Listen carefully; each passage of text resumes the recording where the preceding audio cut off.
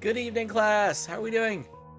All right, so I know I said I was going to sing tonight. I am fucking exhausted from this week. I'm going to be completely honest. But I was going to sing, and I was going to do the Nagash video again, because last time it kind of got ruined, and I want to give this a good try again. I was not in a good mood when we did it last time, because some things happened in the middle of it. But yeah, so we're going to do this instead. This is something we're going to try. We're going to try to do lore videos like this every couple weeks. What's up, Auntie Danny? How you doing? Sorry, I'll get through the chat in a minute. But we're gonna try to get through. Yeah, I was moving furniture, so I was helping rearrange my office all day or all week basically. So like I was redoing the network mapping. I was physically moving furniture and stuff. And you know, I'm an IT person. I wasn't designed. I decided to not go into manual labor, and I did manual labor all week. But anyway, so what we're gonna do is it's probably gonna be a shorter stream tonight. I won't be as attentive to chat, because what we're gonna try to do, the goal is to do this as a live recording for a video that I will edit down whatever little small parts of it and post to YouTube later, as its own contained video. So I want to try this. This is something I've been thinking about for a little while. We're going to do not live editing, but we'll do live recordings. I do have one of the punishments I have to do is give you guys a class like this on any subject the class is choosing. So please go to the Discord, make a selection. Yeah, but we will be talking about Nagash, the first Necromancer, and Warhammer. I made this about a year ago. That I made the script and stuff. Blue helped me proofread it and all that, and we did it. And I was trying to do it kind of the same thing, but I didn't turn off class on the Omegaverse. I mean, you know, we could, Val. We could actually do a class on the Omegaverse. My classroom is anti-dimensional, meaning the Omegaverse is connected. Holy shit, Dash, you got the dumple again. But yeah, so what we'll be doing is turning off all redeems, so no sound, because I did not do that last time and it ruined it for me, and because I was trying to, you know, do an actual video. The class on femboys would fall under the Omegaverse. Andy. Yeah, make the dumple. Become the dumple, Dash. Become the dumple. Yeah, but I did not turn off all the sound redeems and throws and stuff when I did this last time. So they like people came in and just started non-stop doing it while I was trying to actually talk, and it kind of ruined it for me a little bit, to be honest. I was actually like, it's something I should have expected, but and everything, and I know now. I know better. Yep. Don't forget Tangia too. Yep. Thank you, Val. But yeah, so we're gonna be doing a quick, well, it's probably about an hour, I bet. We're gonna do a class on Nagash, the first Necromancer. And then tomorrow I will not be live. Lame asses. I mean, no, it's fine, because normally it's perfectly fine, and I didn't make it clear. I didn't set the boundaries on the stream. That was my fault.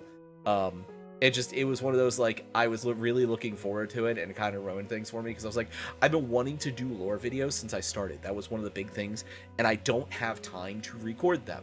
That's the plain and simple of it. So that I figured doing it this way, doing like a live recording, where I can just edit it down, zoom in and stuff like that. Go to sleep, Danny. Dainty. Holy hell, dude. Yeah, no, sleep. Yeah, please, don't stay up on my account, but thank you. Yeah, but this is one of those things I've wanted to do since I started doing this, is do lore videos for various things. That's why I have the story redeem that, like, used to get used all the fucking time, and now it hardly ever gets used. To be fair, I guess I have been doing a lot of things with other people, and I don't allow the story redeems when I'm with other people. And so, but yeah, so this is kind of a test run to see how you guys like this. And then, like, subjects we choose. Like, fucking Val said the Omegaverse. If enough people like that, alright, fine, we'll do the Omegaverse. I have some other things. I could do full like stories on, or full things on like some of the story redeems I have, like the Western Schism, which the Time of Three Popes, the holy hell, my brain just completely blanked. I could do like lore video telling, like, you know, mythology stories, like the Susanvo's temper tantrum that got him thrown out of heaven, or the time that Scotty joined the Aesir pantheon by looking at feet pictures, which is not me using hyperbole. That is literally what she did. She walked in all pissed off because yeah. So in the Aesir mythology, the Nordic mythology, Scotty walked in all pissed off at the Aesir, the Norse gods, for killing her father. If you didn't know, Scotty is actually an ice giantess.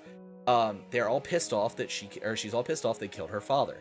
She walks in, they manage to convince, ready to basically, you know, throw herself on their blades, trying to take them out with her, because like she's ready to fuck them up, but she knows she'll die.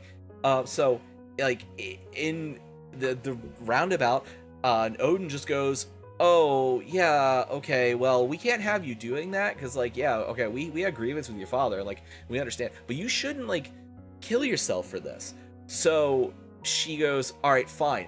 And he goes, listen, you join us, you become one of us.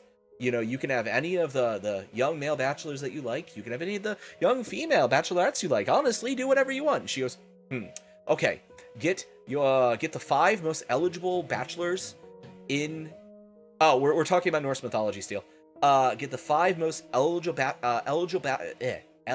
bachelors here. Line them up. Don't let me see them. Have them take their shoes off and cover the rest of their body with a sheet.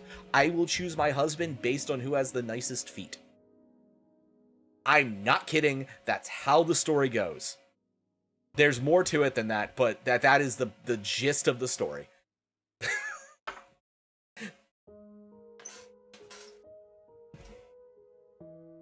Did you not know about that, Des?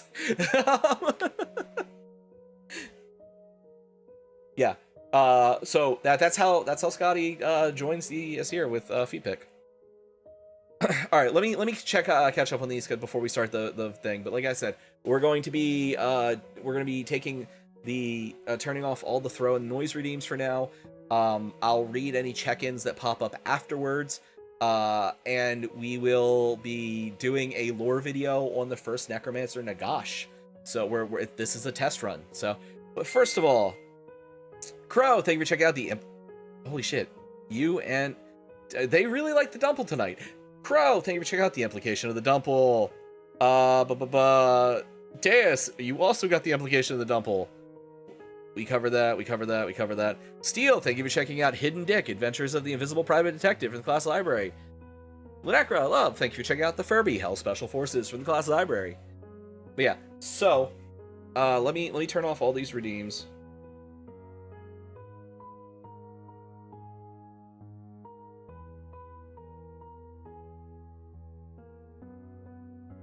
You've already mastered Furbies. Yeah. Alright, let me turn all these off before we get started. If I can...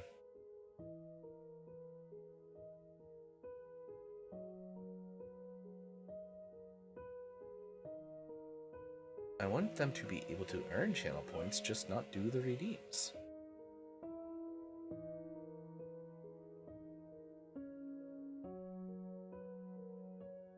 Alright, yeah, we're just gonna turn everything off for the time being. I will just have to go back in and remember to turn it back on. Like I said, Monday we will be doing the Neth thing. But oh, we can leave those ones on. Monday we'll be doing a thing with Neth. Tuesday is my game night, which I will not be skipping out on because of my friend who passed away the other week. This is the second game night without him, so I don't want to skip out on them. Wednesday we will hopefully be back to painting. That is the goal. Thursday, Friday, Thursday Neth stuff. Friday is either painting or the singing or something. I don't know. And then the next Saturday and the Saturday after, most likely, we will do the Roblox and Minecraft stream with my kids. And then we'll be done the punishment. I gotta get the hot sauce challenge from Krim still. Shit. Alright, so all the redeems are off. Without further ado, we are going to go to a page you guys haven't seen before. Oh, it didn't move me. It didn't move me! Ah! Fucking... There we go. Alright. Oh, that's not right. That's not right at all.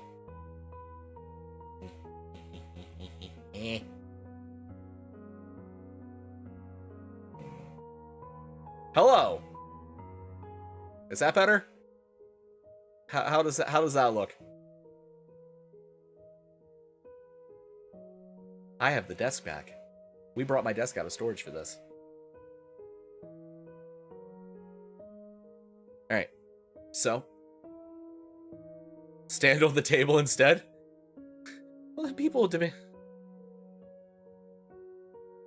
Yeah.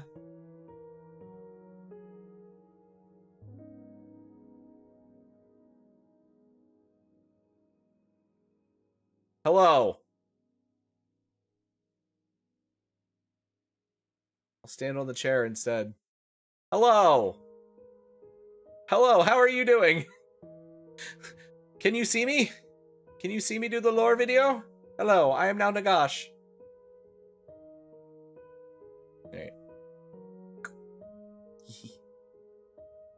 Alright, let's fix that.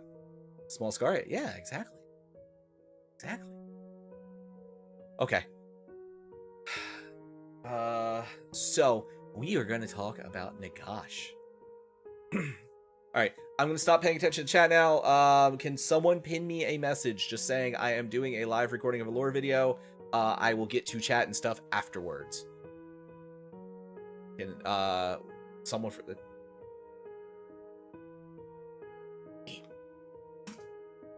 Oh, you know, I should take the latest things off real quick. There we go. Okay. Welcome in, class. Today, we are going to be doing... Oh, shit. That's not how I want to start this. How do I want to start this? Fuck. I have a script. Why am I trying to wing this? I have a script. Hello, class. It's me, ProfIscariot, Archon History and Folklore. So, with the semi-recent, as in a year, or actually it's been about 2 now, release of Warhammer the Old World, and the return of my personal favorite army, the Tomb Kings, I figured it was time to teach the class about a very important character from the world that was. Today, we'll be talking about the Lord of Pettiness himself. So, who is Nagash? Lord of Petty. The skeletal pope of narcissism, and the source of all undead in the Warhammer universe. Nagash, the first necromancer.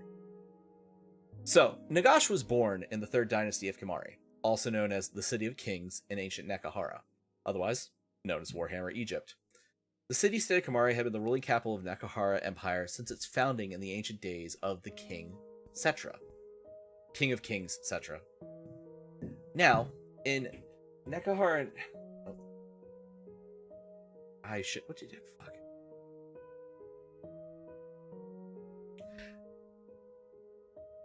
So now in Netra's, I did this. It's fine. It's fine. We'll edit this. We'll just use the voice. It's fine. So now in Nekaharan society, the firstborn son was given to the priesthood of the mortuary cart. But you see, Netra. Maybe I shouldn't do this. Now in Nekaharan society, the firstborn son was given to the priesthood of the mortuary cult. Where you see Setra, known and remembered as a bloodthirsty and ruthless warmonger with a legendary temper, demanded the scholars of his nation to unlock the secrets of immortality, so that he may rule over his lands and conquer even more for all eternity. So, try as they might, though, the priests were unable to find the true secrets of immortality. All they did was manage to expand theirs and Setra's own lives far beyond normal human limits. As he lay dying, curses and spittle on his lips, he demanded that all future kings of his empire cities be given over to the cult till the time of his resurrection, and is sent to his rightful eternal throne. And the ascent to his rightful eternal throne be not only possible, but complete. But let's get to the core of it. This lesson isn't about Cetra. He will eventually get his own lesson. Cetra is a massively important character. He's one of my favorite characters to play on the tabletop, actually.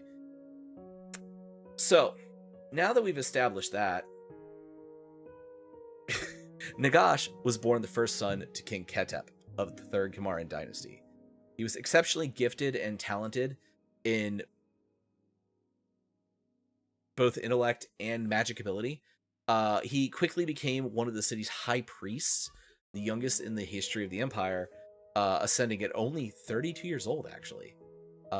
If you didn't know, it wasn't uncommon back in actual Egyptian histories for people to like basically be on their deathbed before being named high priest, like within 10 years. So, 50s, 60s, because like, yeah, they actually did live, decent lives for the most part sometimes. The rich people always did in history. It was shortly after his appointment that Nagash had been given the first seeds of his eventual creation. Trio of Dark Elves. Examples of Dark Elves also Dino Mount not seen in this tale. I forgot I put that here. A trio of Dark Elves were captured by the Zandari, one of the closest Nekharan city-states, and brought to the capital as an offering to be buried with Nagash's recently deceased father. Fascinated by the trio, as no one in Kamari had seen elves before, and wishing to study them, he had them secreted away on the night of the tomb was supposed to be sealed. Nagash recognized within them a dark magic power, just like what had killed his father, and soon began to torture them for their secrets. One of the elves, though, was a sorceress, who, in exchange for being lenient on her, agreed to teach Nagash all of her magics. The information about the Chaos Gate in the far north, as well as the 8 winds of magic that blew through it. She taught him about how mortals can twist the winds to their own cause, and how using a victim's pain to fuel his spells was possible. This astounded the new high priest, as Nekharan magic required godly intervention. Over the next handful of years, Nagash would go on to practice and experiment with his newfound knowledge on these captives, mixing knowledge gleaned from them and the mortuary cult practices to form the basis of the necromantic arts. Though the elves would attempt to escape many times, they were always captured shortly after. Nagash himself would eventually grow strong enough in magic to kill them in one of these attempts, which was actually kind of an accident. He did not mean to kill them, he wanted to capture them, and he... As you learn about Nagash... I am behind on the screen. As you learn about Nagash, you will learn that he has a temper. Yes, and he accidentally kills many people that he should not have. So, this is Nagash's original miniature. So, in a few short years, Nagash was the youngest high priest of the mortuary cult, and the first true mage of Nekharan society. One of a notably unusual power in all of history. Not many people matched up to his magical talent in the entirety of the Warhammer history. This, however, was not enough. He was a creature fueled by pride and greed, much like his ancestor Cetra. So we have to remember that all of the Tomb Kings are descended from Cetra in some way. So Cetra is technically Nagash's ancestor. This led him to begin a plan in which he would usurp the throne from his younger brother, Thutep.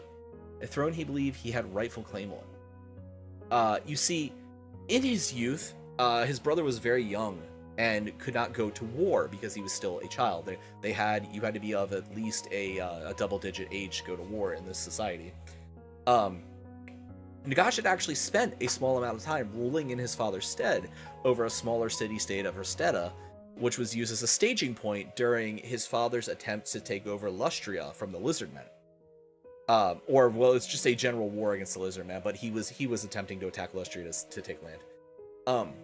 Which was used as a staging point. During this time, he learned about how in every other culture, the firstborn is actually the heir, because he'd never really been taught that. Like, he grew up in a society where the secondborn was always the heir, because Cetra ruled the firstborn had to be given to the mortuary cult as punishment for not, meeting his insane demand. but he never really comprehended why until this moment, and nor the fact that he didn't realize it wasn't like that in every culture.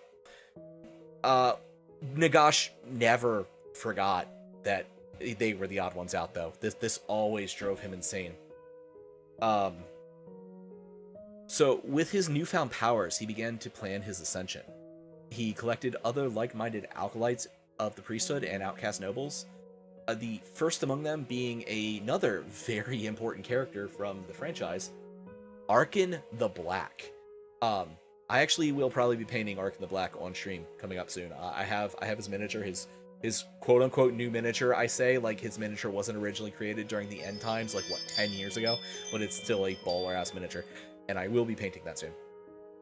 So he was originally a cruel and decadent noble, Arkan the Black was. I mean, Nagash was too, but Arkan the Black was actually known to be a wastrel. He was called Arkan the Black, not because of, like, what he did, but because the dude was well known for, like, being found in opium dens to the point, like, they said his teeth had turned black. I had music to turn on that I just realized I didn't turn on.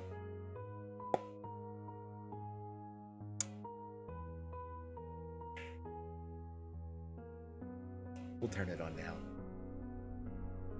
I'm good at this. This is a trial run. I will probably have to record this. Re-record this.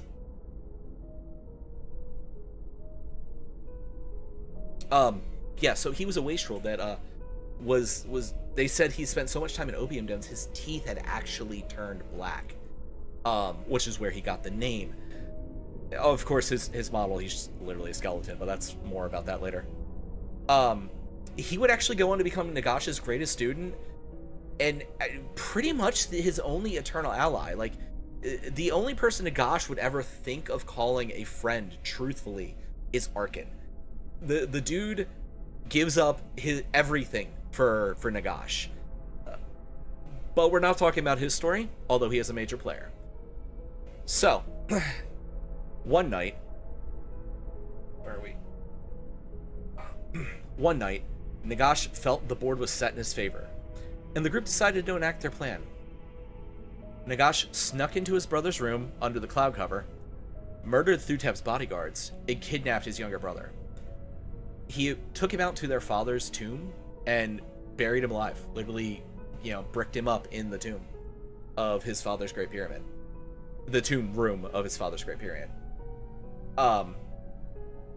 He quickly headed back and quite literally walked into the castle at daybreak, picked up the crown with his brother's blood, because he beat his brother bloody, obviously, with his brother's blood still on his hands, placed the crown on his head and said, "I am king." The general populace was too afraid to oppose, and thus began the dark days of Nagash, because even the nobles were cowed by this. So, I skipped ahead a little bit, but eventually Zandri sought to depose the despot, because I don't remember the name of the king, but the king of Zandri was like, no, we need to, this is not right, we need to restore rightful rule. So Nagash...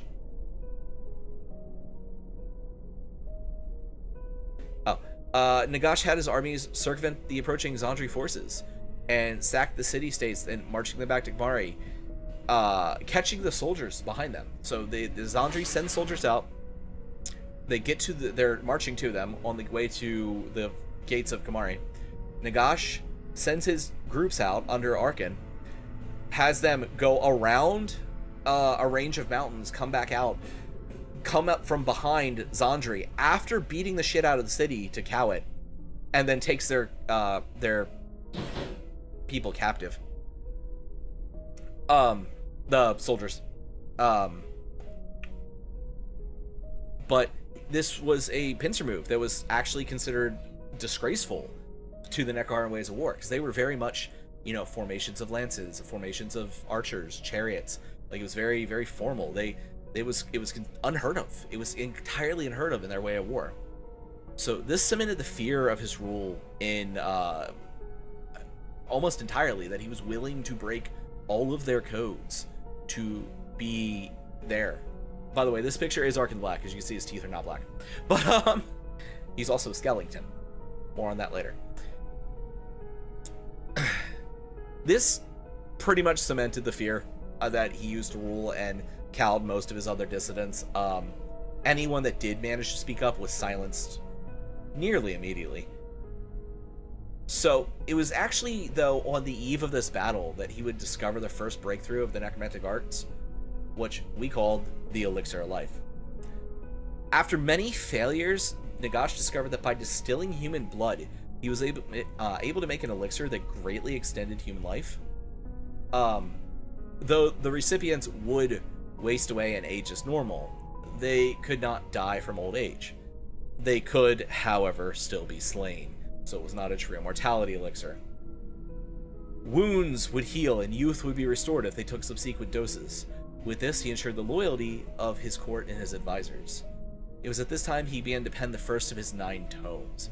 Eventually, these would become known as the Books of Nagash, some of the greatest repositories of necromantic knowledge in the world. The end-all be-all, actually, in fact, because as the founder of the art. And he took a ton of slaves, basically. Anyone that was dissident to him that he did not slay, any of their followers, he put them right into the work camps. Random people in the street, he didn't like the way they looked. Took them, put them right in the work camps. You know, as you do. And he built the Black Pyramid.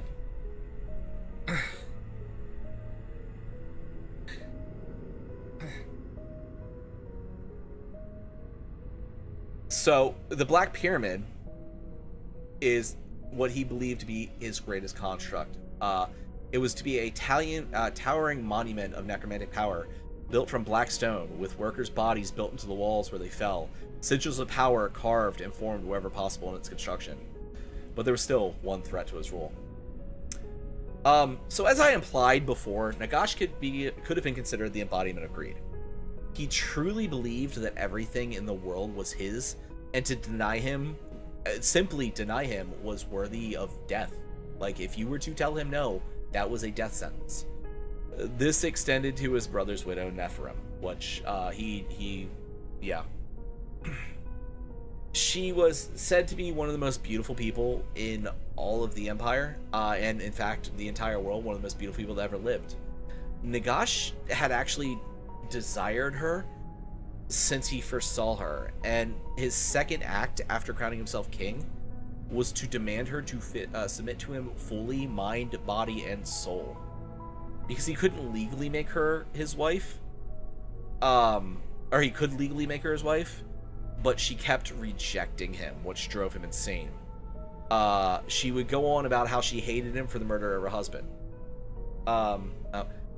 Nagash, not willing to lose a treasure he desired, kept her in his control and thrall by separating her from her and Thutep's young son, Suket. Eventually, he kind of got bored, and in one of his more famous acts of anger, killed his nephew and consumed his soul, because, you know, the thing you do that sometimes. He kind of immediately followed this act by going to Nephirim with a potion in hand and demanding she drink it, promising not to harm the boy any longer as long as she did. Oh, there you go. So Nephirim, believing her son was still alive, drinks it. Because he believed that Nagash had grown bored with her, or she believed that Nagash had grown bored with her, and was hoping the king would keep her his word about her son. She expected to be poison. Instead, it was a elixir of life distilled from her own son's blood that was a lesser quality, because he didn't use as great ingredients, it wasn't as careful.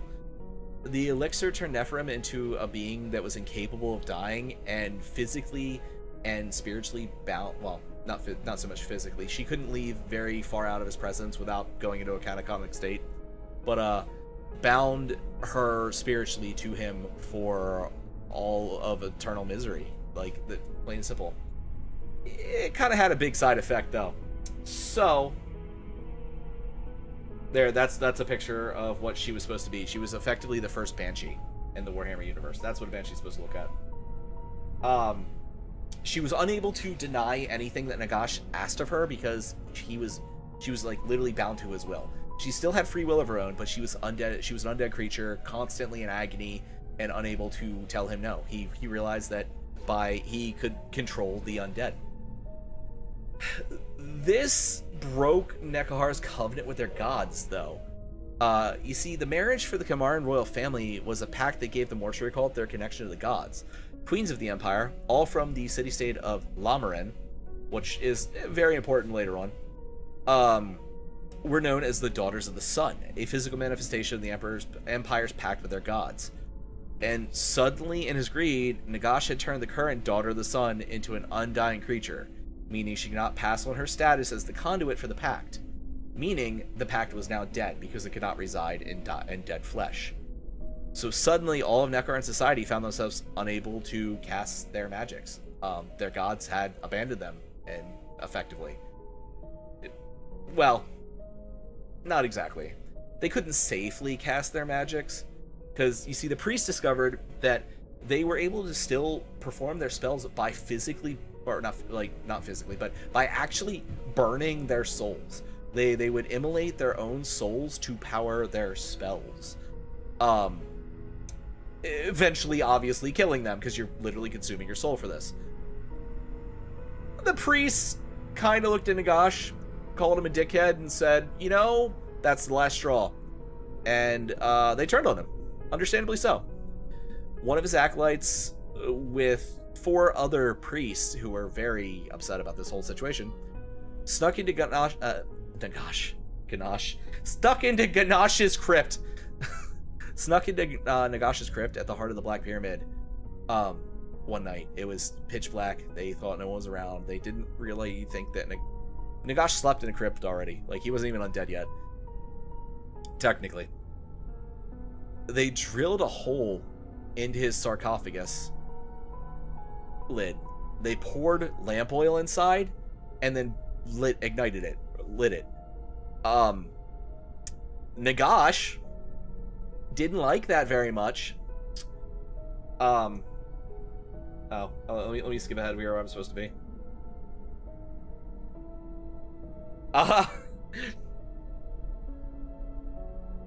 We'll have to cut this together to make the actual lore video. I need to be better prepared next time, but we're doing it live, literally.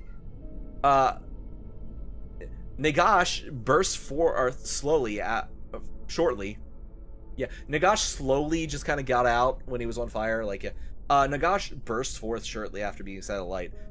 He killed the conspirators like instantly. Was so pissed off. Raising a corpse through magic for the first time in this fight. He raised the very first zombie thrall in this fight from the very first person he killed, just from sheer rage. His powers went out of control, and the dude got up as a zombie.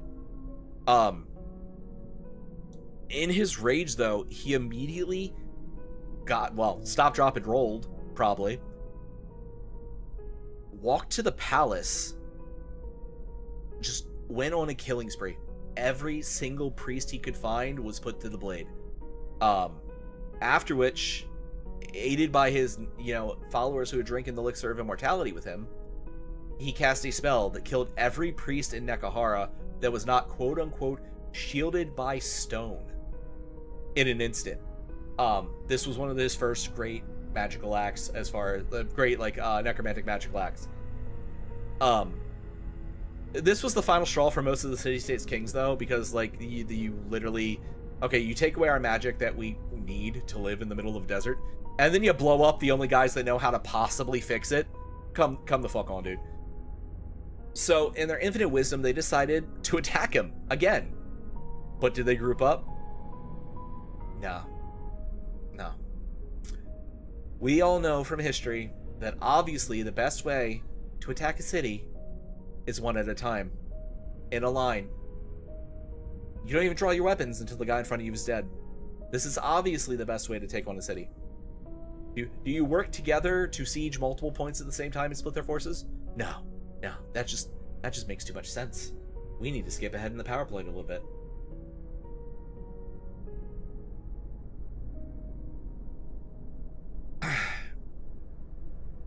First came Amenhotep of Kasabar. He fought through the oasis of Zandri, and they faced an army of the dead and the dying.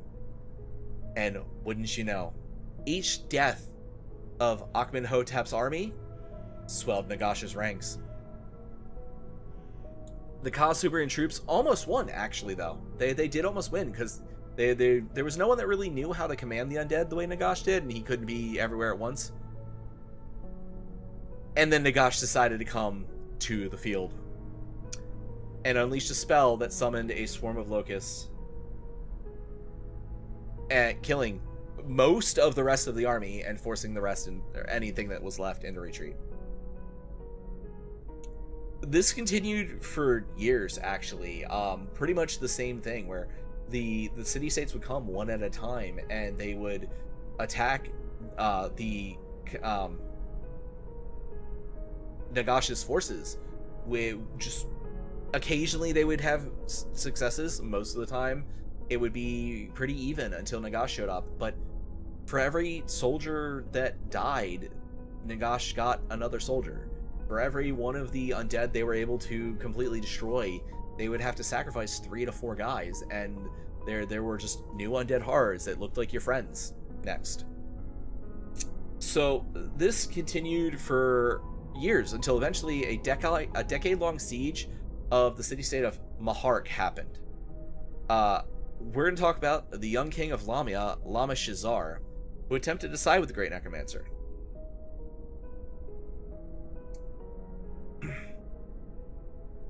Lama Shazar, who at this point held a neutral position in the war, had demanded the secret of immortality and payment for his armies. Nagash quite literally laughed at him. He laughed at him. He said, "Who are you to demand anything from me? You deserve nothing. How dare you be so, how dare you have this level of vanity? Only I may be this prideful."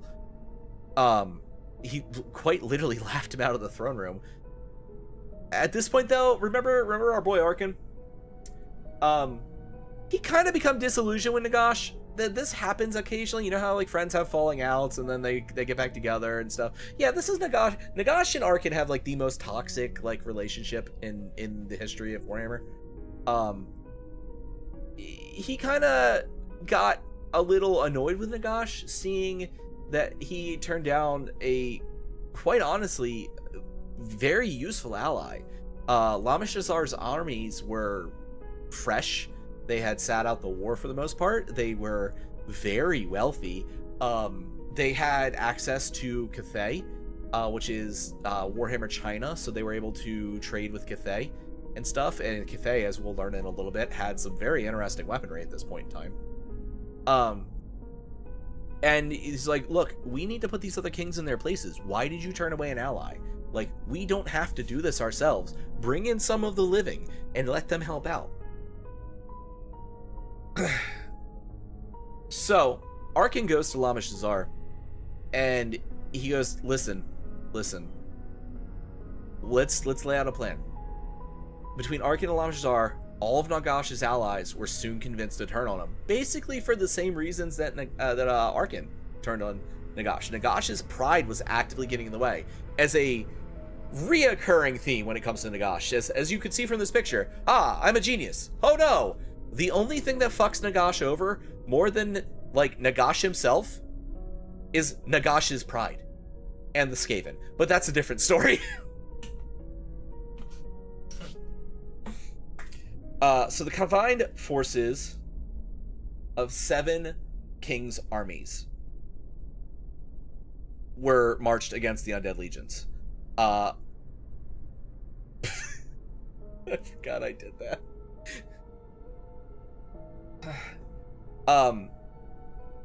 Nagash's remaining living allies, literally, they charged, the armies met, swords clashed, the other living guys goes, okay, break, pull back, everyone turn, and they march at Nagash. All of his remaining allies, fuck that guy in particular, leaving a wide open gap in the front. Excuse me, right where Nagash was. Yeah. Uh, Lamia had exclusive rights, as I said, to trade with Cathay, which is Warhammer's version of China. Thank you, Days. They had a ton of what were effectively primitive flintlock guns called dragon staves from these deals, because Lamia has many beautiful trade crafts that they send out, even to present day in the Warhammer universe. And Cathay likes a lot of things, but Cathay likes to make gunpowder, and Lamia likes to take gunpowder. So while the elixir of immortality made Nagash undying, his physical form could still be destroyed under weight of sustained gunfire, which is exactly what they did. They fired and shot until there was nothing of Nagash left on the battlefield. After which, his soul, they saw literally, they describe it in the book as a swarm of scarabs bursting from Nagash's body and fleeing to the Black Pyramid. The people had assumed that they had won at this point, and went on a massive, just anything Nagash had built, anything Nagash had touched, anything that was his idea or one of his followers' idea, they went and they started destroying it. It was just pandemonium, like the ding dong the witch is dead kind of shit. And they were just so excited they would never have to live in fear of the sociopathic king ever again. So then they got to the Black Pyramid. And when they opened the door, they were met with the swarm of scarab beetles that flew out. And most people did not understand that this was actually the remnants of Nagash's soul manifest. He does eventually reform in the Waste, Northern Waste, I believe. Yes. When thinking he would die when his elixir ran out, not realizing that he was a little different. He was still severely wounded, and broken in mind and body.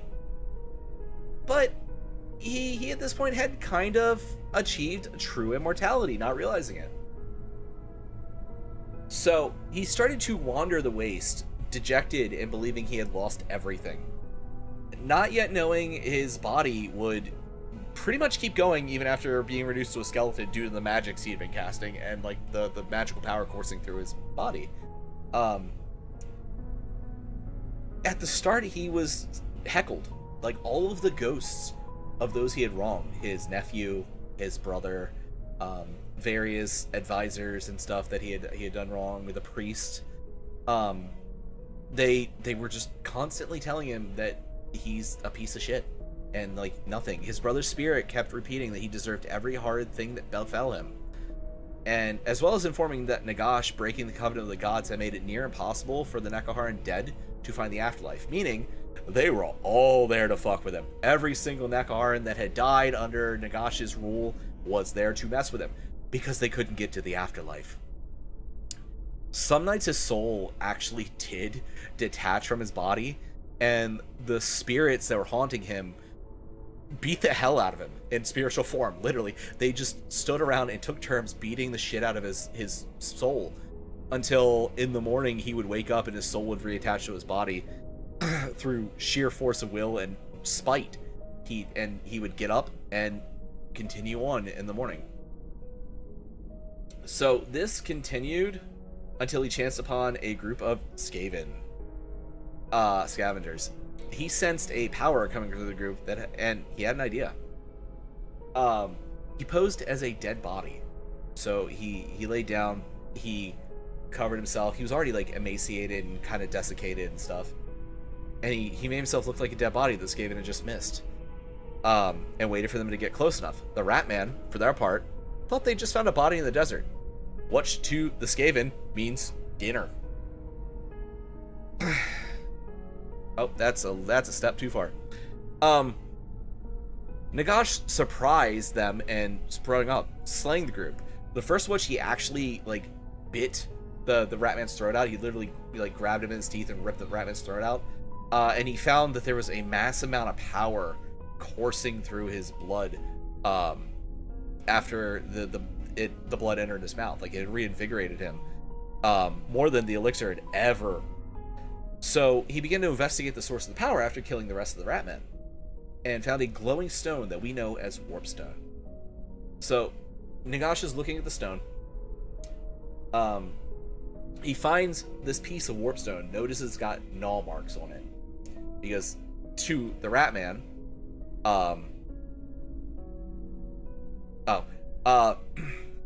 he made the obvious leap in logic, and he took the smallest of the 3 stones he found and ate it. Because you see, Warpstone is a physical manifestation of the powers of chaos, the source of all magic in the Warhammer universes. Specifically, a condensed and solid form of pure dark magic, the very magics the Dark Elves had taught him so long ago that he had twisted with the funeral rites into necromancy. Nagash's body instantly repaired itself to its prime, and he felt a surge of power that he never had before. The other problem with Warpstone is that it is effectively methamphetamines when you consume it, and it is highly addictive. So,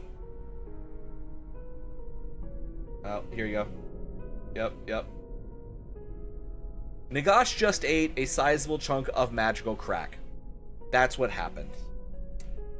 Which got him high off his shit, and he wandered the desert for 139 years, high off his ass. No idea who he was, what he was. He became a legend to the people out there. So after coming out as high, Nagash began able to study and look for more Warpstone, discovering the pieces of the stone resonate when near each other. He began to use the larger pieces to find any more, because he still had them. 139 years, and no one had jumped this random dude walking through the desert and stolen the Warpstone. Oftentimes, he would come across Skaven, and they would retrieve Warpstone before him, and he would get there right behind. He would occasionally find Skaven and kill them to take their Warpstone, because Skaven, as a species, are addicted to Warpstone and use it for literally everything from food to money, and everything in between. Which kind of started a massive general hatred for the Ratman species in Nagash, which is actually one of the few things that he can agree with the wider Warhammer universe. Nagash eventually settled in a mountain range with a large Warpstone cache all around it, called the Cripple Peak, exploring the natural caves and tunnels until he came across a massive Warpstone deposit alongside a tribe of barbarians that had begun to worship the stone. It didn't take very long until Nagash realized most of the tribe was mutated in some way, but the priests, curiously, were not. And he sat there and observed for a little while, and while watching the priests carry out their rites, he kind of realized the priests were using his rites. The arts he designed, the arts he pioneered in his time in the Mortuary Cult and the foundations of necromancy. They were using basic necromantic abilities to combat mutagenic effects of chaos, harvesting souls and body parts for their own uses while living in a castle above the rest of the tribe. Nagash decided, obviously... we skipped ahead a little bit. Nagash decided that meant the tribe was already his. Because they were using his rights, they might as well follow him. He's the reason why they know what to do. The Warpstone and the surrounding area, also his, obviously. So he began to resurrect their dead for manual and military labor, creating the first ghouls intentionally in the process, subverting the priesthood rule until the entire subverting the priesthood's rule until the entire tribe was his and his alone. We now sit for 247 years as he built up and conquered the surrounding areas. He killed invading Chaos warbands. He did something right for once. He attempted to drive the Skaven, dwarves, and any others that would not submit out of the peaks. And he built his great fortress of Nagashazar, which literally translates to glory to Nagash in Nekaharen. During his time, he also ascended a true lichhood as his body finally withered fully and mummified. The elixir life and the mutagenic effects of the Warpstone inside his body actually mixed together to allow true undead apotheosis.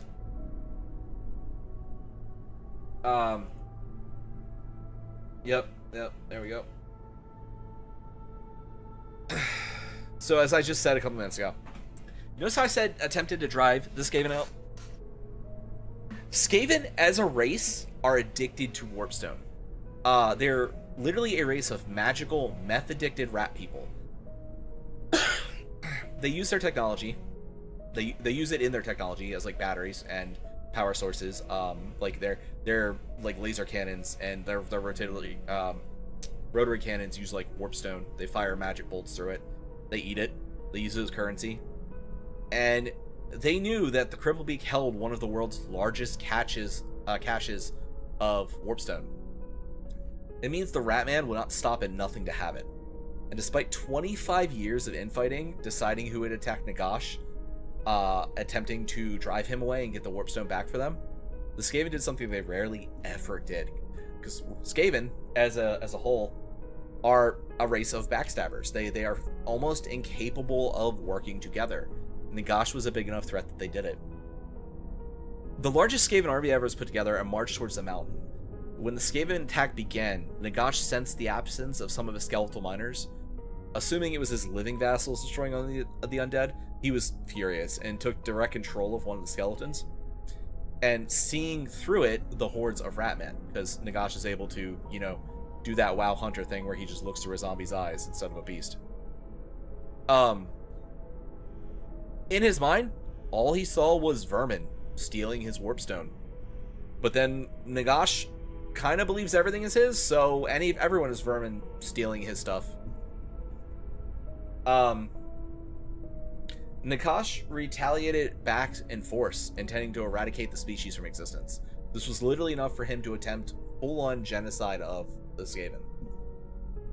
For the next several months, the Skaven enacted a guerrilla campaign against Nagash and his fortress, which they had come to call the Cursed Pit. Nagash did what he does best. Every rat that fell joined the undead ranks. And for every rat every undead rat, or undead in general, that the rats were able to kill, they lost a bunch of them. So it was a, zero-sum game for them. Nagash eventually tired of the constant source of pain, and he decided to do something that most people would never do.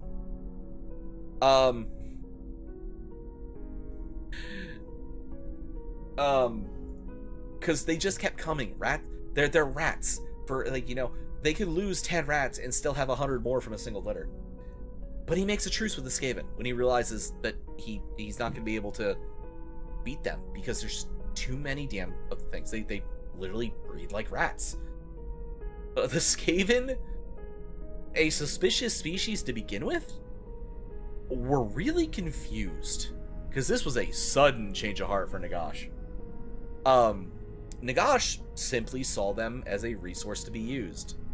He, in exchange for ore, living slaves, and other raw materials, he would give the Skaven Warpstone. The Skaven, still suspicious, were physically incapable of being able to pass up the Warpstone. Like, they were starting to go into withdrawal and stuff. So they agreed. For now. So, we need to explain what's going on the rest of the time to really understand where necromancy comes from at this point. Because this woman here, Queen Neferata, Neferatem, is very important. I also have her miniature. We will be painting it soon. So, we have a few other important players, and we have to go all the way back to Lamia. Remember Arkan? He fell in love with Lamashazar's sister. He fell in love with Lamashazar's sister wife. See, Neferatem. In the years since Lamashazar turned on Nagash, Arkan had become a staple in his court. And because this is ancient Egypt, sometimes they married brothers to sisters, especially when they were trying to reforge the pact, and the guy who won was the king of the city-state that the queens traditionally come from. So, Neferatem was married to her brother in an attempt to restore the pact with the gods. Arkan, she was not happy with this. She was not fond of this. Arkin was also not fond of this, being in love with her, so he helped her to usurp her brother's throne. Arkin's good at that. As well as helping her with creating a new version of the Elixir of Life. Because you see, as one of Nagash's oldest followers, Arkin was there when it was started. Like, he has taken most of the pure distilled version, and he knew how to create it, and he helped her improve it to create true immortality. That was the goal. She proceeds to give this to her closest advisors and confidants, while giving her brother and his court an inferior version that only greatly slowed aging. Not even to the degree of the one that Nagash did. This turn of events went about as well as someone could expect it to. Lamashazar, realizing what was happening, upset at being disposed, decides he's gonna get a Sphinx Venom and poison his sister, which kills her. Arkin, very distraught, used every ounce of his every ounce of the necromantic knowledge he had, and he had helped develop with Nagash, to try to save the woman he loved. Because as I explained a few minutes ago, Arkin was not the great necromancer's first and best student. He was his best friend. He had every single piece of knowledge that Nagash had ever created. He had every single piece of knowledge that he had helped.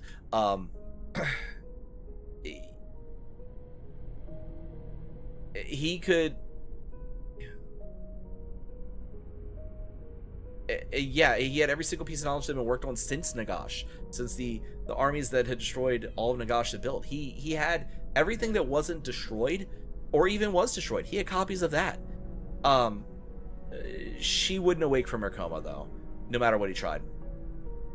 Eventually, he lost his mind. In true depression, he used the blood of her loyal handmaiden to distill an elixir of immortality. His theory was a willing host who truly loved the recipient would create the most powerful version of the elixir imaginable. The elixir instead turned her body ghoulish and gave her the slitted eyes of a cat. Her skin became pallid and gaunt. She didn't quite look right. To say Arkin was mad was putting it pretty lightly. I need to probably skip ahead here. Yep, there you go. That's what she looks like when she wakes up. Vampire Juliet.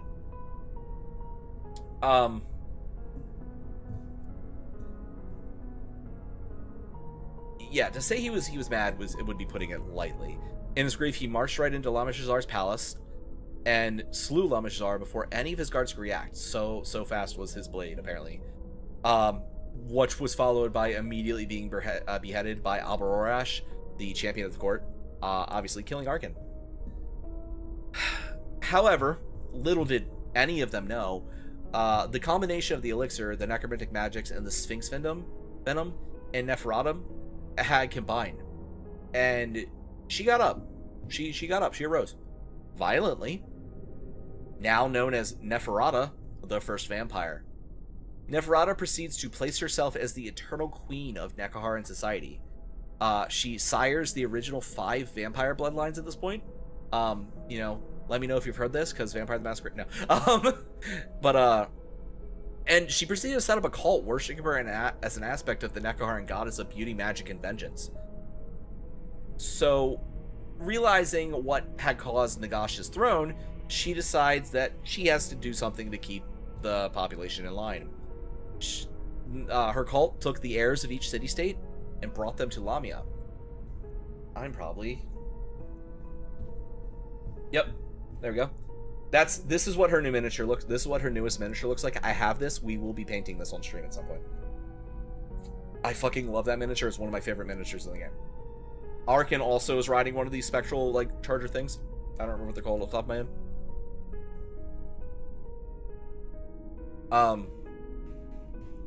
She brings them to Lamia under the guise of teaching them to be proper and respectful rulers to their people. But in reality, she was indoctrinating them into remaining allied with Lamia, and specifically the vampire cabal that had been ruling from the shadows. A lot of them ended up joining this cabal under one of the bloodlines. Enter Alcadazar. Man, I feel like I'm saying all of these names wrong. So, a young boy by the name of Alcatazar eventually arrives at Neferata's school. She was nearly instantly smitten with this kid. I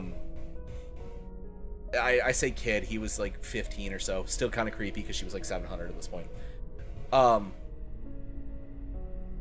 And she decides that she's literally going to groom him and make him into her perfect immortal king. And does everything in her power to do it.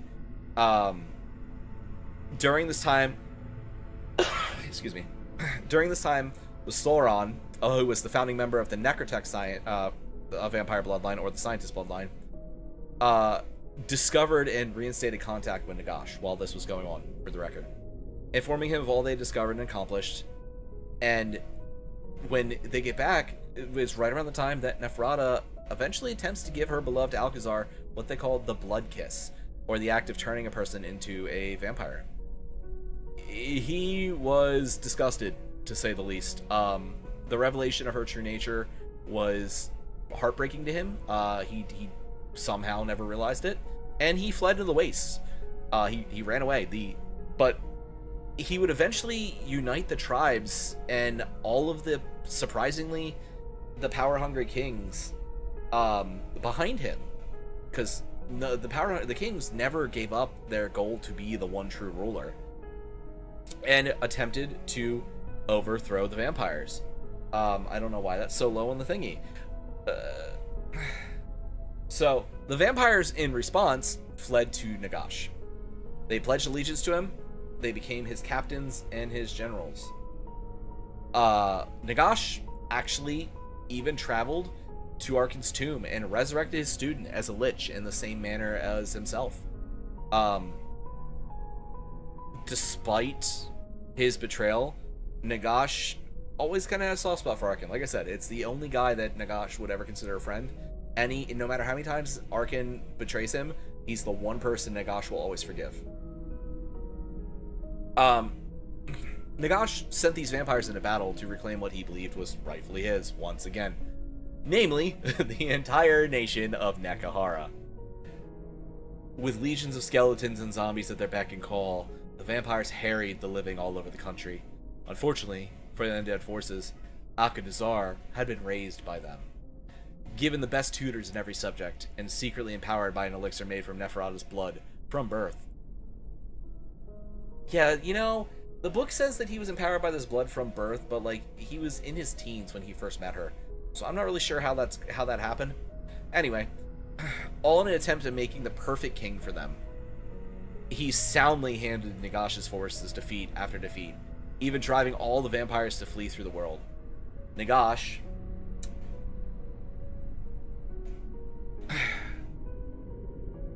ever the poster child for bitter pettiness, decided that with so many failures, he would simply have to kill everything.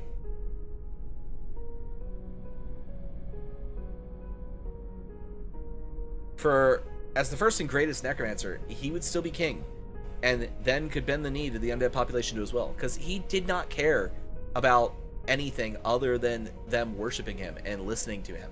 Like, that was first and foremost. He didn't care that they had no free will, just the act. No one was allowed to disobey him, and if none of them were capable of disobeying him, that was just as good.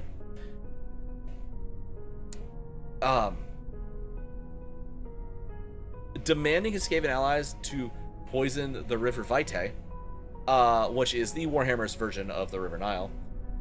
So this river was the most important water source in all of Nekahara, and its corruption slew thousands. Alcatazar's young wife and children were included amongst them. When Nagash's armies next marched to the living, they were depleted and sickly, and as once again the dead rose to join Nagash. Alcatazar did his best, but he was easily defeated and captured and thrown in a cell. And Nagashazar for his insolence in trying to deny Nagash. And then Nagash started his greatest spell. So if you remember, way back from the beginning, we discovered when he was taught by the elves that dark magic in Warhammer can actually be strengthened and powered by pain around. The stronger and more willful the subject, the more power you can produce. Nagash had the perfect fulcrum. He was the perfect sacrifice. A man literally raised to be the most perfect king, unlike any other that had ever lived and ever lived since. Sigmar. But Nagash consumed all the warstone he had.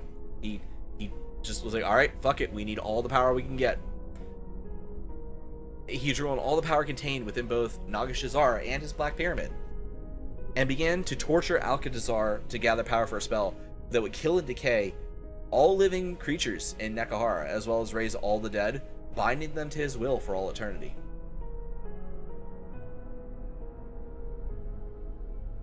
So, Nagash begins to chant. The sky darkens. The crescendo of the chant eventually launches a wave of energy in all directions.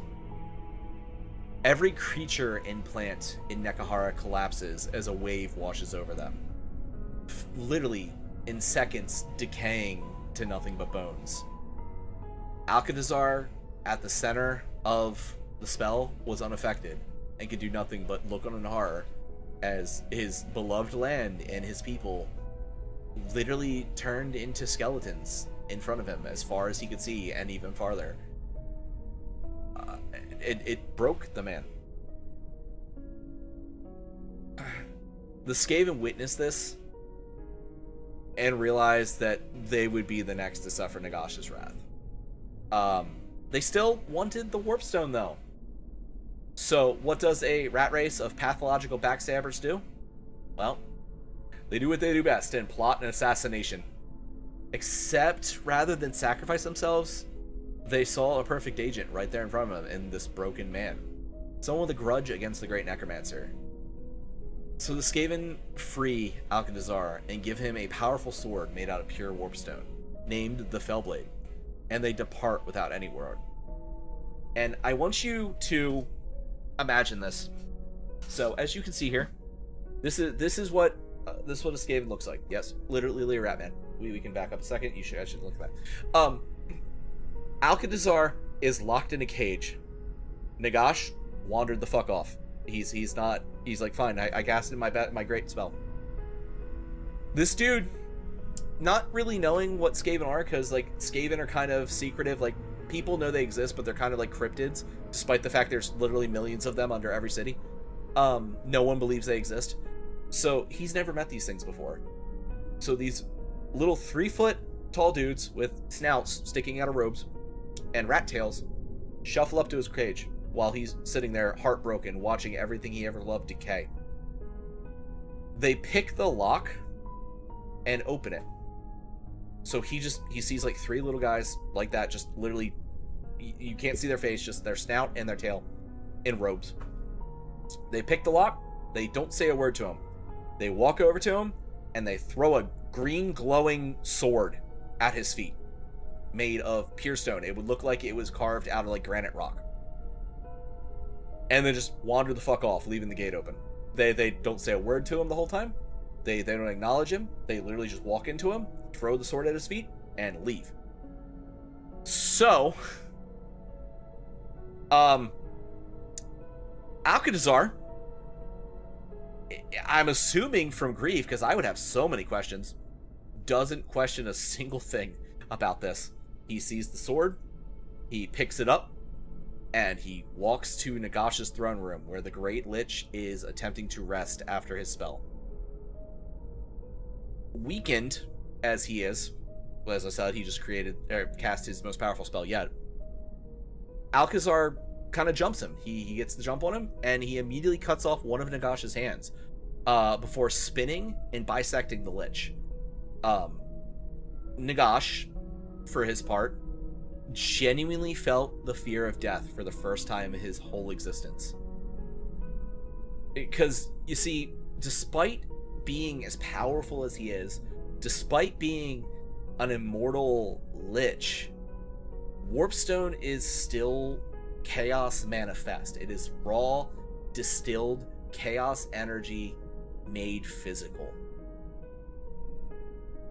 The realm of chaos is shaped by the imagination of all sentient creatures alive.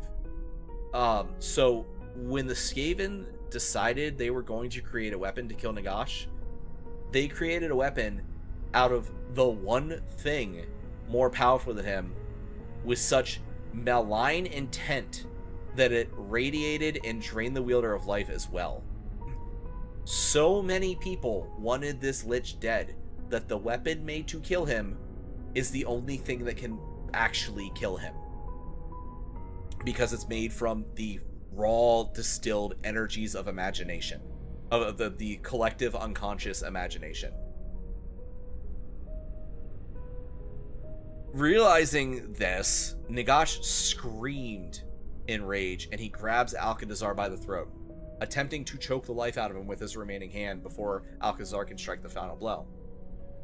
Alcatazar struggled shortly, but a final burst of strength that is kind of implied to come from all the people Nagash has wronged, because it just says a burst of strength that came from far away, allowed him to remove the Necromancer's other arm and head with a single blow.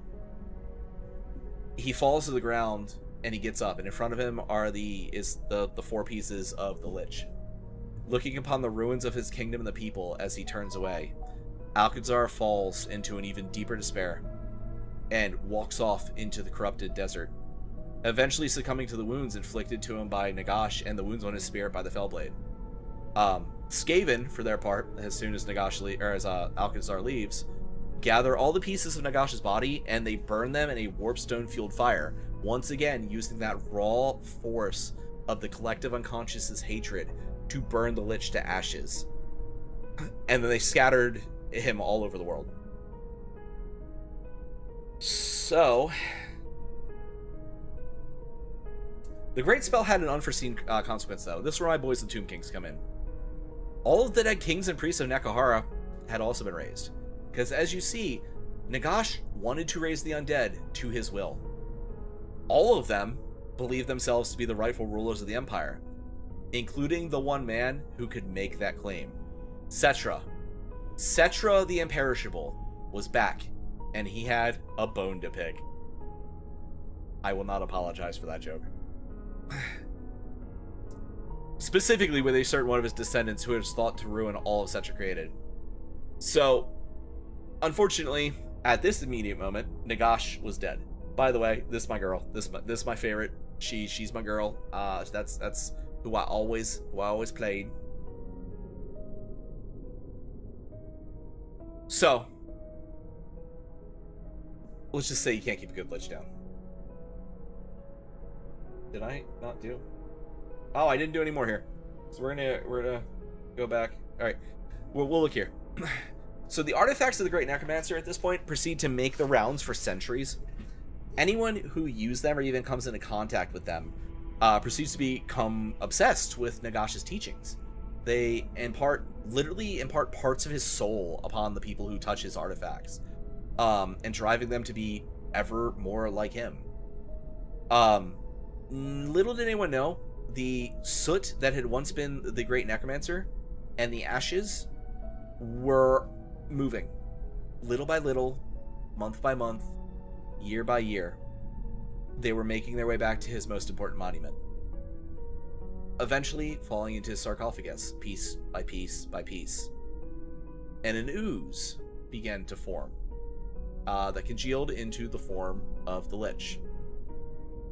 So it was 1,111 years after Alcatazar slew him, a surge of power erupts from the Black Pyramid, and Nagash emerged once again, fully reformed, minus the one arm that's Nagash, or that the Skaven had missed burning because they weren't sure where it went. I'm not kidding. They literally don't know where the arm went in the fight. Right to the lands controlled by Cetra and the Tomb Kings. He pops out. The Black Pyramid is still there. He pops out and he sees Cetra and the Tomb Kings. Now, Nagash, thinking that he can control these undead, don't realize that they, much like a Green Lantern, are way too willful for him to control. Cetra will not be controlled. It is literally his catchphrase is Cetra rules, Cetra does not serve. Cetra proceeds to lead the other Tomb Kings into beating Nagash within an inch of his newly resurrected life and drive him away with you. For, you know, the Fellblade and Death had weakened Nagash as well considerably. He was not anywhere near where he was pre-death, even if he wanted to control these guys. He cannot bind the dead of Nekahara against his will. Even the skeleton hordes of the Tomb Kings did not feel fear the way living armies do when facing him, and the necromantic monsters that he controlled. The weakness he experienced was something he could rectify in time, though, and he actually figured out how to pretty quickly. He got beat. He fled. He brought the Black Pyramid along. Actually, it can float. That is there's. If you've played World of Warcraft, the floating necropolises are based on the Black Pyramid of Nagash. So he decides to go find Arkan, who had been peddling his necromantic knowledge amongst the Tomb Kings, and then he decides to return to Nagashazar afterwards.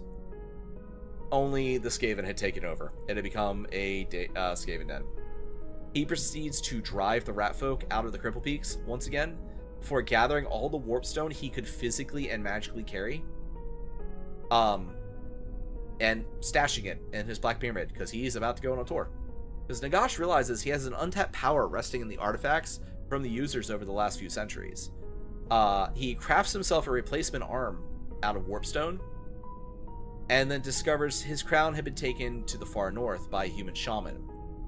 It eventually ended up in the hands of a young tribal king named Sigmar, who at the time was still in the early stages of laying the foundations for what would become the Human Empire. Sigmar had recently slain a necromancer named Morath, who had held the crown for a good Sigma's balls. I know I'm not supposed to be paying attention to chat. I just look up and see Deus say Sigmar balls, and I'm like, but Morath had held the crown for a couple decades. They don't really specify how long. Sigmar slays him, takes the crown. The young emperor does not know about Nagash or the past. Sigmar will get his own episode. He's very interesting. He was actually born to Chaos Worshippers, or born in like the area of Chaos Worshippers and stuff. So it's a whole thing there. But he does not know about Nagash. He doesn't know about the crown's dark past. And he's like, fuck it, I'll put it on. It's an artifact of great magic power. And that was kind of a mistake. Because you see, Nagash could control and consume, and he does still to this day, control and consume anyone who wears his crown. So the jovial and handsome Sigmar became pale and gaunt within weeks. And temperamental and foul and harsh, which was very much unlike him. Sigmar was a beloved man. Fortunately, in a violent argument with one of his closest friends, the crown was actually knocked from Sigmar's head, and he came to his senses, realizing what was wrong. But this was enough for Nagash to realize that the nascent empire and Sigmar were once again rightfully his, because once Nagash thinks something is his, he's going to claim it as his. He was denied a puppet again. This enraged him. So he flew his Black Pyramid to Sigmar's lands with an army of undead in an attempt to claim the lands, Sigmar, and the crown for himself. The Necromancer and Sigmar actually eventually did meet in single combat. And Nagash had his skull literally smashed in by the Warhammer. The Warhammer the entire franchise is named after, Gal Maraz, Sigmar's weapon of godhood. Literally crushed Nagash's skull with Gal Maraz.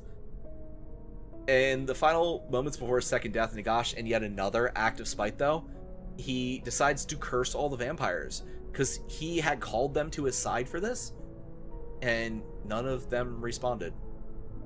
This curse ensured the vampires were never able to walk in the light of day again, never able to cross running water, and suffer weakness to Sigmar's powers and the powers of the people and that had faith in him. the powers of the people that had faith in Sigmar and that Sigmar bestowed upon them could harm the vampires. So that's where the vampires get their traditional vampiric issues. I don't know if garlic's actually a thing in Warhammer. Never actually looked that one up. Never cared enough to look that one up. So we actually have a fun side fact about the crown, though. The crown had been lost in the chaos of the sudden undead attack and eventually ended up in the possession of an orc warlord who gained nightmarish visions, terrifying insight, and sorcerer's powers uncommon for an orc, they said. He was slain roughly 10 years before the end times, and the crown was kept in the Altdorf Imperial Vaults as a dark artifact never to see the light of day. But the orc found it. A Warhammer orc, who are basically just like British football hooligans, found Nagash's crown and decided he was just gonna go beat the shit out of people while being able to cast dark magic with it. The most orky fucking thing ever. I love it. So now we're gonna flash to 1,666 years after his death at the hands of Sigmar. Yeah, I understand that. The Black Pyramid opened once again, and Nagash rolled the fuck out. This was known as the Night of Restless Dead. It was actually, outside of the lore, it was a role-playing campaign for one of the early Warhammer fantasy roleplays, like a module for it. So what happens is kind of based on what happens in the campaign. There's no concrete lore here. For one night, all the undead in the world assaulted and harassed the living, and then just kind of faded back into the shadows at the end. Not really much else is known about this time. Nagash was able to affect the world spiritually in the years to come. He was physically destroyed in some way, though no records exist because he's destroyed in the module, and so it depends on how your party does it. So we're gonna skip out on the end times because if I'm gonna do a big end times video itself, but the third and final resurrection of Nagash actually comes at the end times. Ark in the Black and a young upstart vampire by the name of Manfred von Karstein. Manfred, it's all Manfred's fault the end times happen. That's more on that later. Notice a massive chaos invasion and come to the conclusion that Nagash's power would be needed to protect the world. The pair rope in most of the movers and shakers of the necromantic arts and Nagash's most trusted subordinates, including the likes of Neferata, Krell, Luther Harkin, Dieter Hellschnitt, Vlad von Karsten, all the major characters in their own right, to help gather the artifacts of the Great Necromancer. I actually have almost every one of those miniatures too. And the 9 holy sacrifices to return him to full pre-Fellblade power. They accomplished this through any method necessary. Though many of the other allied armies rode forth to stop this ritual from happening, they all failed, and eventually Nagash rises from his slumber once again. Although the summoning is botched because Alathra, the Everchild, is not actually the child of the Elven Phoenix King, and therefore her blood does not carry the power they believed it to have, so he doesn't get all of his power back. As he rose from the cauldron used in the ritual, the Great Necromancer held his hands to the sky, and all the dead in the world rose to his call. And Altdorf, the reclusive Amethyst College, crumbled to dust as all the bodies and spirits of the long-dead necromancers and their experiments shambled to the place of Nagash's rebirth. Graveyards and ghoul burrows around the world emptied, all enthralled by the call of the one true master of undeath. Nagash, due to the blowback of such a powerful spell right after the botched ritual, began to waver for a moment, before, through sheer force of ego and pride, he channeled the remaining built-up power into the ground, ripping the entire province into a hellscape of canyons and long dead. What? Oh yeah, he forces a necroquake. He creates a hellscape of canyons, awakening those long since buried and thought to be beyond the realm of animation. We're talking the bodies that are so long dead that even the stones forgot they were buried there. He placed Vlad von Karsten in charge of the combined undead forces, and he left to undo the lasting remnants of the Fellblade's curse. There's actually a little bit more of the story here, but we'll leave it for the end times, because Nagash was eventually bound to the Wind of Death, the Shyish, the Amethyst Wind of Undeath, becoming its incarnate and stood with the other incarnates in the end time. He did the one thing that no one ever thought Nagash could, and played well with others. And it was not him that screwed up the rebinding of the Tempest, it was Manfred. Um, he attempted to close the rift, realizing that if chaos devoured everything, then everything that was his would be gone forever. But as the world faded away, Nagash didn't. All of the Incarnans become the gods of the Age of Sigmar, and as of right now, which we will cover at a later date, Nagash is now the god of undeath in the Age of Sigmar universe. And that's where we'll end the story for now, though, because that is a whole other lesson. So, that was Nagash, the first... That was Nagash, the first necromancer, and how he created the Tomb Kings in the Warhammer universe. And, yeah. So, yay! Alright, I'm going back here. Hi! The best part is me being me. I don't know what you mean by that, Blue.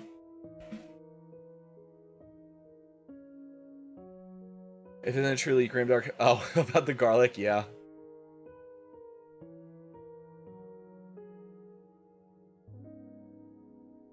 I had a full script. Blue has read the script. I could not help but ad-lib. I need to fix that. I need to go through and cut that to make that cohesive. Yeah. I don't know. Was it good? Was it actually, like... Was it okay? Is this something you all want me to do more? That's the question. Do, like, a big subject thing like this. Let me turn all the redeems back on.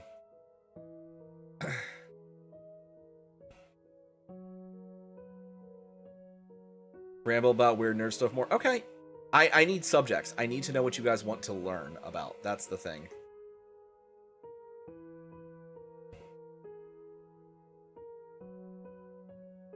I did feel like I rambled. My throat is so fucking dry right now.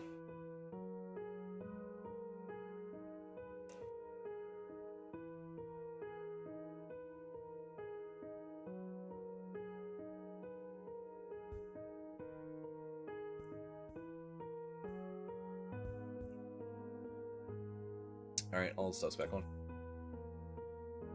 Yeah.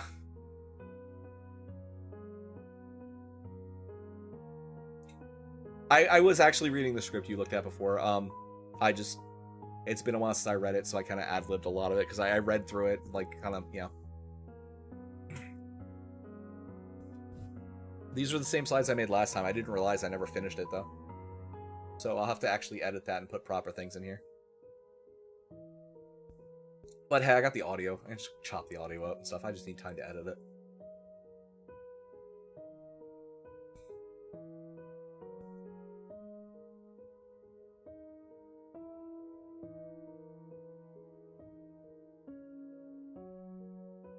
But yeah, so if you guys want me to do more videos like that, I hope you like that, because I want to start doing this. Like I said, I don't have time to record, much less edit. Editing will be the hard part about this now. I want to see maybe once a month or so. Maybe if people like enough, maybe I'll try to do it once every other week or something like that. But once a month, at least try to do like a big ramble about something like this. I need subject. I need subjects. Val said to ramble about the Omegaverse next, so maybe. But yeah, like lore subjects, stuff like that. This, like I said, this is something I've wanted to do the whole time I've been streaming. I've wanted to make lore videos. I've wanted to do the deep dives and stuff like that. I still have an idea of like something like this, but bringing someone on today was obviously kind of short notice for it. I know I've been saying I was going to do it all week. The Warhammer healthcare system. Depends on where you live. If you're in the Empire, then the Emerald Wind Magicians, I don't remember what they're actually called off the top of my head, but the Magicians of the Emerald Wind are healers that can do wonderful things. If you are in Bretonia, and you have a Grail Knight nearby, then you might be good. If you're in Lustria, well, you're a lizard man, and you just climb and back into the spawning pool and let yourself be dissolved and come back. Otherwise, what healthcare system? Oh, the elves have one. Kinda. Malekith has been a piece of bacon for, like, 10 centuries at this point. 10 millennia, in fact. Because Malekith, one of the things to choose the leader of the High Elves in the Warhammer universe is that's why they're called the Phoenix King. They have to walk into a magical fire, and they have to stand there and leave. And they stand there long enough for the fire to, the magical fire to say they are good enough to be the king. And once they leave, all their burns heal. Malekith chickened out right before. He had stayed a second longer, he would have been a Phoenix King. But he had some. Malekith's a fun one. I need to preface this with Warhammer was written in the mid 80s. There are a lot of weird, trigger warning, unkosher things. Malakath and his mom bang a lot, but his mom is one of the first priestesses of Slaanesh. And so he had darkness in his heart because of it, and he had cowardice in his heart despite his father being the first Phoenix King. So he stayed in the fire and chickened out because basically he was too much of his mother's son. If he had stayed a second longer, he would have walked out and been fine. And we find that out come the end times, where it's revealed that he is the true Phoenix King. He just needed to undo the shackles of his mother. And he doesn't do that until he finds out that she's been worshipping Slaanesh, because he's the king of the Dark Elves. It's a fucking story. Malekith is a very interesting character. I actually own him. I also own Marathi. Marathi's his mom. But I thought you were mortally wounded. I dissolved myself and got better. One of my favorite stories, Blue, is it's actually a Warhammer 40k story, and it's the orcs are attacking the Crimson Fist like homeworld of Rinnsworld, and I don't remember the names of the characters, but it's in one of the books, and they're standing there. The captain, who's the main character of the book, walks up to one of his sergeants, and he goes, he's like asking for a status report. The sergeant turns and he's missing an arm, and the captain goes, brother, you seem to have lost your arm. And the sergeant goes, I did not, captain, it's right over there, and points at his arm lying 5 feet away from him.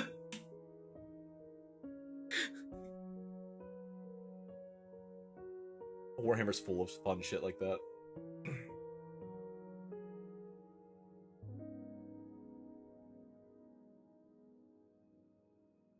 I don't remember the name of the characters. I don't remember what book that was. It was one covering the Rinnsworld orc invasion. It was so fucking funny when I read it, though.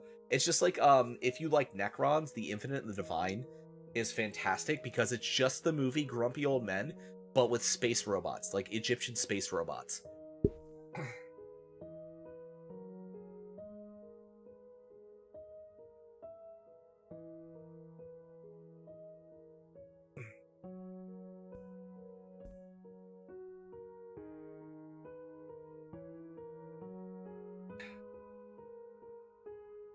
Oh, I will watch it after we're done, because my throat is dry as hell. I'm gonna go spend some time with my wife, and that's kind of what I wanted to do tonight. So we will sing sometime later this coming week, to get those punishments out of the way.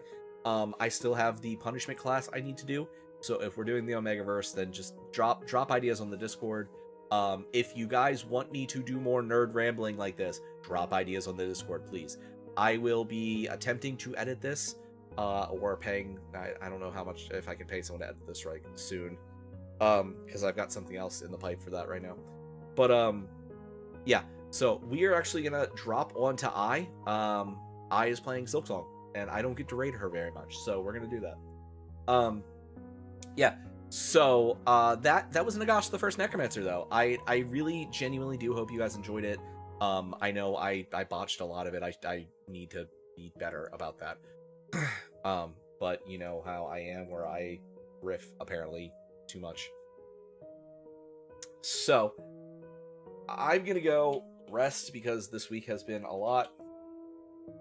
And like I said, I will be back Monday with something for Neff. We will be, I do a lot of house cleaning, or else I would probably paint. The goal is Wednesday, hopefully, to paint again or do the singing. If not, then Friday we'll be doing that. So, also, Daemon X Machina Titanic Scion came out today. I can't afford to get it right now, so we will not be playing that right away. Despite me really looking forward to it, I was originally intending on doing a 24-hour stream for it. It is just not in the cards. We will get back to it. I'm also kind of not feeling video games overall super much lately. I'm kind of burnt out on them a little bit, but that's beside the point. So we're gonna raid on over to and thank you guys for coming. Honestly, thank you for putting up with me rambling about a giant undead douchebag who I adore deeply. I have his miniature. I do actually have his miniature. We will be we will be painting that at some point.